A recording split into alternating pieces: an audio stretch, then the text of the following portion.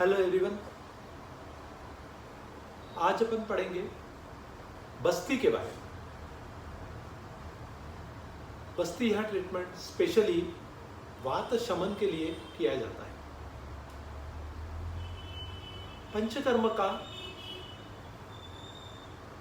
यह वात शमन के लिए शोधन कार्य कर जब वात का शोधन कार्य करना होता है तो बस्ती कर्म करते हैं। कोई भी शोधन कार्य करना है तो उसके पहले पूर्व कर्म यानी स्नेहन और स्वेदन करना आवश्यक है। स्नेहन स्वेदन में भी आभ्यंतर और बाह्य होता है।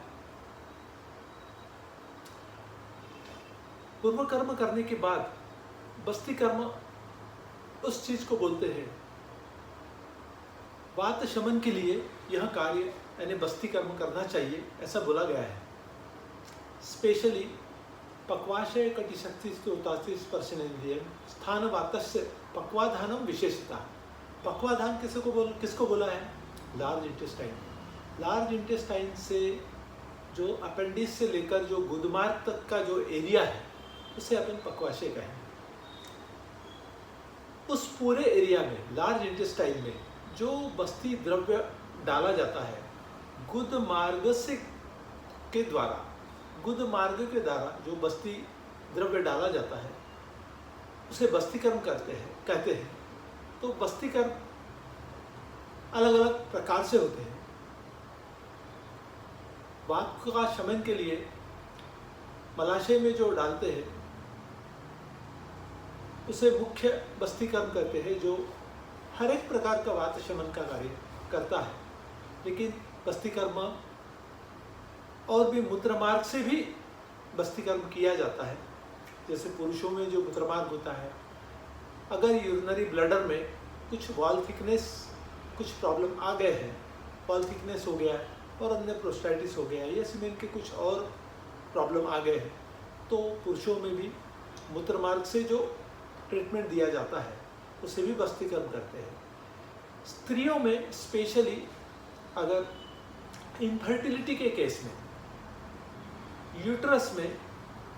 यूट्रस की शोधन के लिए जो कार्य करते हैं उसे भी अपन बस्ती कार्य कह सकते हैं। यानी यूट्रस में बस्ती द्रव्य का डालना वह भी एक बस्ती कर्म ही है। तो स्त्रियों में गर्भाशय के अंदर जो बस्ती द्रव्य दिया जाता है उसे भी अपन बस्ती कर्म कहते हैं। तो स्पेशली यहाँ जनरल वात शमन करने के लिए जो बस्ती कर्म करते हैं उसमें भी दो प्रकार है, नीरोह बस्ती और अनुवासन बस्ती।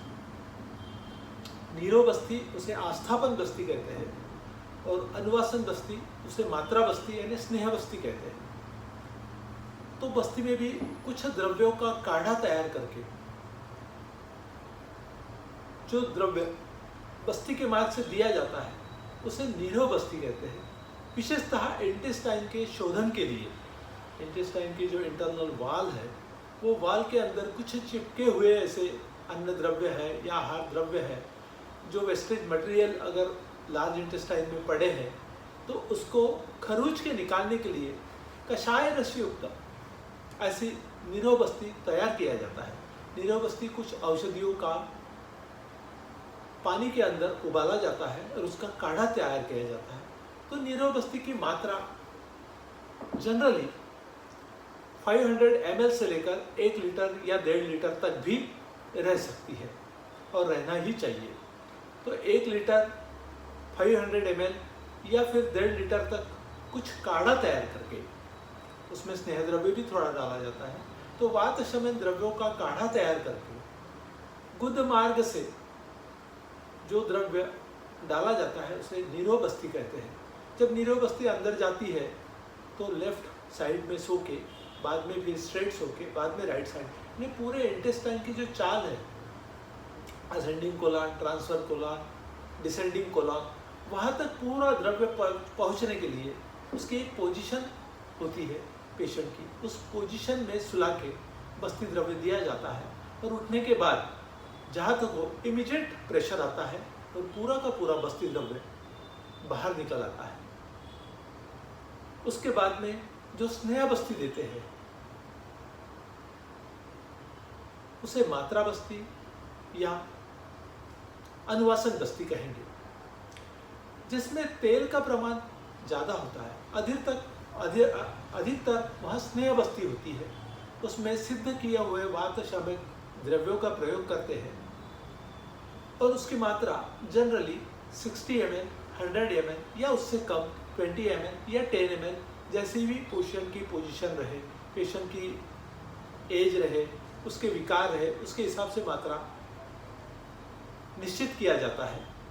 तो 10 ml से लेकर 20 ml से लेकर 30 ml तक इंटेस्टाइन के जो रोग होते हैं, जैसे IBS, जैसे इरिटेबल बाउल सिंड्रोम, जैसे अल्सरेटिव कोलाइटिस या बृहदांत्र में रहने वाले पाइल्स से लेकर इंटेस्टाइन से सारे जो विकार हैं, वो विकारों को अलग अलग द्रव्यों से सिद्ध करके नीरो बस्ती और उसके बाद में अनुवासन बस्ती दिया जाता है।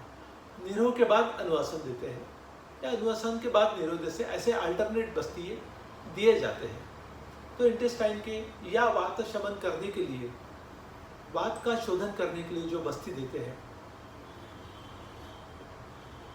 वह 2 प्रकार की अभी बताया मैंने आपको। नीरो बस्ती जिसमें स्नेह का प्रमाण नहीं या कम के बराबर होता है, और दूसरी मात्रा बस्ती या अनुवासन बस्ती जिसमें तेल से यानी स्नेह से सिद्ध की, औषधियों से सिद्ध की हुए स्नेह का प्रयोग किया जाता है। जनरल इंटेस्टाइन में जो अनुवासन बस्ती है, तेल बस्ती है, वह एब्सॉर्ब हो जाती है, इमीडिएट नहीं निकलती, क्योंकि उसकी मात्रा कम होती है। वो तेल इंटेस्टाइन के द्वारा पिया जाता है। जनरली क्रॉनिक कॉन्स्टिपेशन में ऐसे बस्ती का प्रयोग बहुत अच्छा साबित हुआ है और वात शमन के लिए बहुत ही अच्छा कार्य करने वाला ऐसा ये बस्ती प्रयोग है। इनफर्टिलिटी के लिए उत्तर बस्ती का प्रयोग जो मूत्रमार्ग से देते हैं उसे उत्तर बस्ती कहते हैं। इनफर्टिलिटी के लिए गर्भाशय में जो द्रव्य डाला गया है वो बहुत अच्छा कारगर साबित होता है और उससे बहुत अच्छे रिजल्ट मिल जाते हैं। मैं अभी एक सोनोग्राफी भी नीचे में आपको दूंगा कि एक जेंट्स है, उसके यूरिनरी ब्लडर के अंदर वॉल थिकनेस आई है, उसका ना ऑपरेशन हो सकता है ना कुछ हो सकता है। तो ऐसे कंडीशन में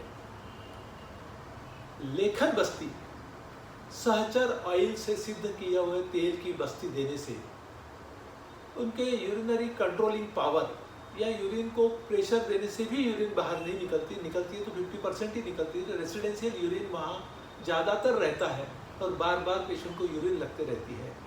सोनोग्राफी में ये सब चीज़ें दिखती है। तो मैं एक सोनोग्राफी भी नीचे आपको बताऊंगा कि इंटरनल वॉल अगर थिकनेस हो गई है तो ऐसे कंडीशन में कुछ भी उपाय नहीं होता। ऐसे कंडीशन में कोई मॉडर्न साइंस या एलोपैथिक साइंस से उस वॉल थिकनेस को कम करने के लिए कोई ऐसी मेडिसिन मुझे तो भी या कोई ऐसी सर्जरी मुझे तो भी ध्यान में नहीं आ रही है। लेकिन आयुर्वेदिक बस्तीकरण करके, लेखन बस्ती करके ऐसे पेशेंट का अपन वॉल थिकनेस निश्चित ही कम कर सकते हैं, यूरिनरी कंट्रोल अपन कंट्रोल में ला सकते हैं। वैसे ही स्त्रियों में उत्तर बस्ती का बहुत अच्छा रोल है, बहुत अच्छा फायदा आए दिन पाया जाता है। इन सभी का उल्लेख मैं कुछ सोनोग्राफी और कुछ वीडियोस आपके पास नीचे भेजूंगा, जिससे आपको बस्तीकरण का क्या क्या उपयोग वात शमन के लिए किया जाता है इसके बारे में, और किताब में भी सारी भी चीज़ें लिखी हुई है। बस्तीकरण में जो बस्ती यंत्र होता है जनरली कैथेटर का भी प्रयोग करते हैं। पहले के ज़माने में वो कैथेटर नहीं होते थे, तो अपने जो संहिता ग्रंथ में अलग अलग वस्तुओं का उल्लेख किया हुआ है कि इसके सीन का वो करना, लेकिन आज की घड़ी में कैथेटर इजीली अवेलेबल है। उत्तर बस्ती के लिए स्पेशल कैथेटर आता है। यूरिन के मेल में अगर कैथेटर डालना है तो अलग कैथेटर आता है, और अपने बस्ती यंत्र के लिए भी कैथेटर एनिमा पॉट, जिसे नीरो बस्ती एनिमा पॉट से देते हैं, तो वो अलग अलग यंत्र अवेलेबल है, इजीली वो दे सकते हैं। और बस्ती द्रव्य बाहर निकलने के बाद किस टाइम पे पेशेंट को भोजन देना चाहिए वह भी लिखा है। तो आप किताब में बहुत सारी बातें लिखी हुई हैं। मैंने भी आपको बस्ती यंत्र के बारे में या बस्ती कर्म के बारे में बता दिया हूँ। तो बस्ती कर्म से वात शमन होता है। यहाँ आप निश्चित ध्यान में रखें। Thank you.